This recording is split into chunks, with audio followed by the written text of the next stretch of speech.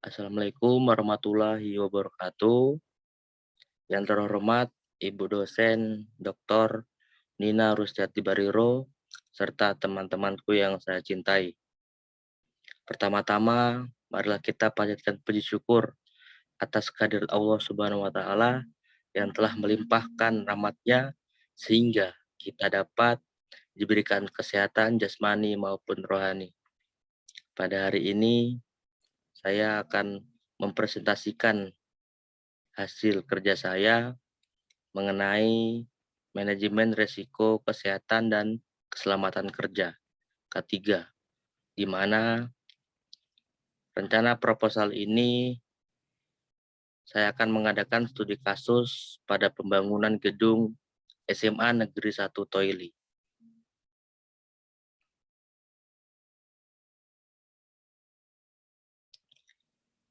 Bab pertama, pendahuluan. Latar belakang. Kegiatan jasa konstruksi telah terbukti memberikan kontribusi penting dalam perkembangan dan pertumbuhan ekonomi di semua negara dunia, termasuk Indonesia, baik yang diselenggarakan oleh pemerintah maupun swasta. Keselamatan dan kesehatan kerja merupakan suatu permasalahan yang banyak menyita perhatian berbagai organisasi saat ini, karena mencakup permasalahan segi perikemanusiaan, biaya, manfaat ekonomi, aspek hukum, pertanggungjawaban, serta citra organisasi itu.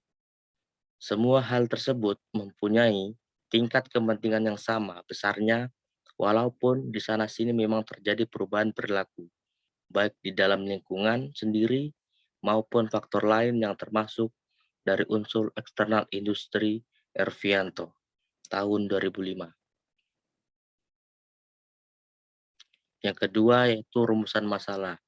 Di sini ada 3 rumusan masalah. Yang pertama adalah bagaimana mengidentifikasi keselamatan dan kesehatan kerja atau biasa disebut K3 pada proyek konstruksi gedung SMA Negeri 1 Toili.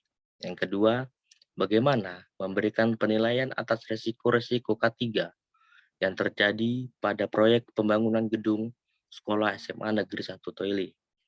Yang ketiga, bagaimana penanganan terhadap resiko K3 pada proyek pembangunan gedung sekolah SMA Negeri 1 Toili.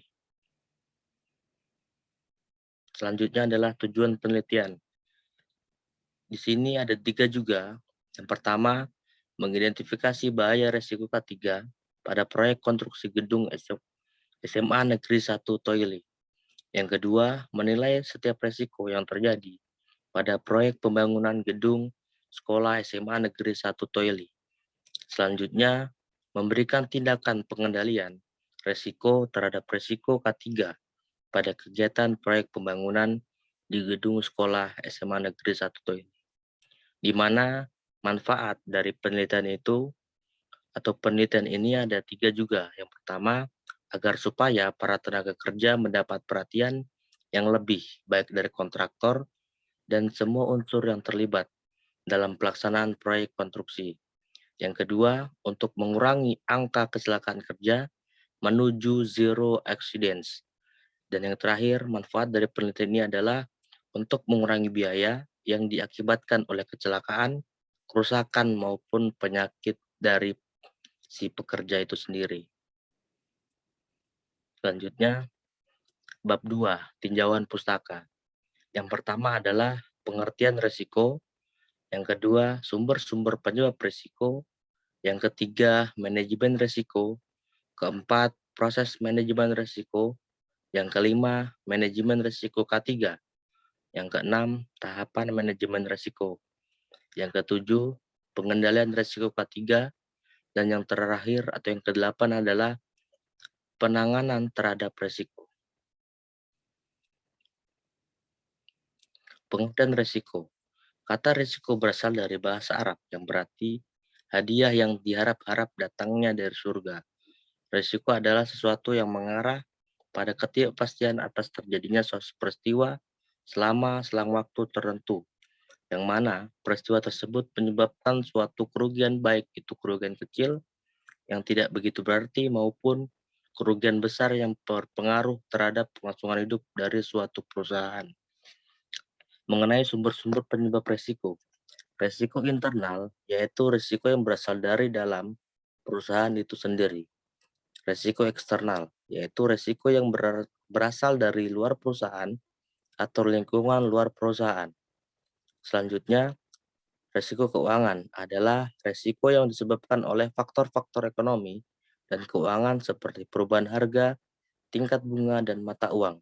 Dan yang terakhir adalah resiko operasional, adalah semua resiko yang tidak termasuk resiko keuangan. Resiko operasional disebabkan oleh faktor-faktor manusia, alam, dan teknologi. Manajemen resiko. Secara umum, manajemen risiko didefinisikan sebagai proses mengidentifikasi, mengukur, dan memastikan risiko, dan mengembangkan strategi untuk mengolah risiko tersebut. Dalam hal ini, manajemen risiko akan melibatkan proses-proses, metode, dan teknik yang membantu manajer proyek maksimumkan probabilitas dan konsekuensi dari event positif dan minimasi probabilitas dan konsekuensi event yang berlawanan dalam manajemen proyek. Yang dimaksud dengan manajemen risiko proyek adalah seni dan ilmu untuk mengidentifikasi, menganalisis, dan merespon risiko selama umur proyek dan tetap menjamin lanjut.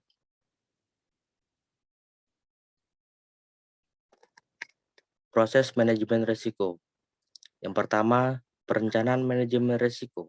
Perencanaan meliputi langkah memutuskan bagian mendekati dan merencanakan aktivitas manajemen risiko untuk proyek.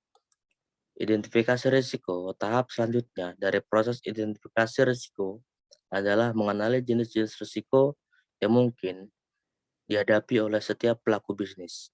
Selanjutnya, analisis risiko kualitatif. Analisis kualitatif dalam manajemen risiko adalah proses menilai asesmen, impact, dan kemungkinan dari risiko yang sudah diidentifikasi. Proses ini dilakukan dengan menyusun risiko berdasarkan efeknya terhadap tujuan proyek. Dan selanjutnya, analisis risiko kuantitatif adalah proses identifikasi secara numerik probabilitas dari setiap risiko dan konsekuensinya terhadap tujuan proyek. Selanjutnya, perencanaan respon risiko, risk response planning adalah proses yang dilakukan untuk meminimalisasi tingkat risiko yang dihadapi sampai batas yang dapat diterima. Yang terakhir, pengendalian dan monitoring risiko. Langkah ini adalah proses mengawasi risiko yang sudah diidentifikasi, memonitor risiko yang tersisa, dan mengidentifikasi risiko baru, memastikan pelaksanaan risk management plan, dan mengevaluasi keefektifannya dalam mengurangi risiko. Lanjut. Nah, di sini ada tahapan manajemen risiko ketiga. Mungkin bisa langsung lihat di bagian bagaimana proses manajemen risiko ini. Mulai dari penetapan konteks, identifikasi risiko, analisis risiko, evaluasi risiko, dan penanganan risiko.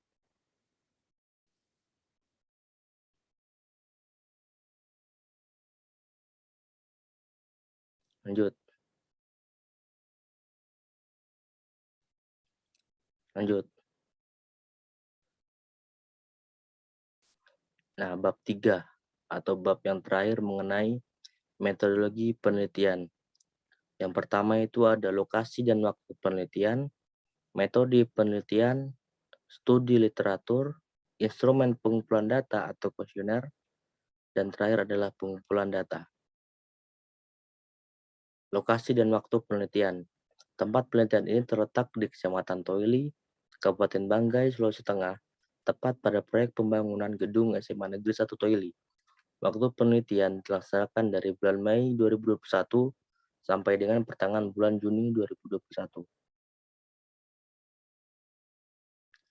Metode penelitian. Penelitian ini dilakukan dengan metode penelitian deskriptif. Tujuan penelitian ini yaitu mendeskripsikan sejumlah variabel yang berkenaan dengan masalah dan unit yang diteliti antara fenomena yang diuji. Dalam penelitian ini, teknik yang digunakan untuk pengumpulan data penelitian, yaitu dengan kuesioner sebagai instrumen untuk menjawab seperangkat pertanyaan tertulis kepada responden. Studi literatur. Studi literatur yang saya ambil adalah dilakukan dengan pencarian literatur melalui jurnal nasional, penelitian terdahulu, internet, dan buku mengenai teori-teori yang berhubungan dengan permasalahan yang dikaji. Dan instrumen pengumpulan data atau kuesioner yang saya ambil adalah instrumen yang digunakan berbentuk checklist. Langkah-langkah penyusunan instrumen dapat diawali dengan penjabaran menjadi variabel, indikator, dan komponen-komponennya. Seluruh pertanyaan yang disusun ditempatkan dalam lembaran instrumen kuesioner tersebut.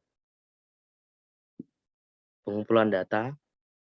Penelitian ini menggunakan dua jenis data, yaitu data primer dan data sekunder. Data primer diperoleh dari penyebaran kuesioner tentang penilaian atau persepsi tentang manajemen risiko. K3 pada pekerjaan pembangunan gedung, sedangkan data sekunder diperoleh dari pihak manajemen, pengelolaan, atau kontraktor. Selain itu, juga didapat dari literatur seperti buku, media elektronik, atau internet, dan sumber-sumber yang menunjang dalam penelitian. Ya, mungkin itu saja penjabaran mengenai rencana proposal saya. Kurang dan lebihnya, saya ucapkan banyak terima kasih. Mungkin apabila nanti ada kesalahan bisa diperbaiki atau ada saran dari teman-teman dan guru pembimbing, dosen pembimbing, saya ucapkan banyak terima kasih. Saya akhiri, wallahul muwaffiq, ila aqwamit thoriq. Wassalamualaikum warahmatullahi wabarakatuh.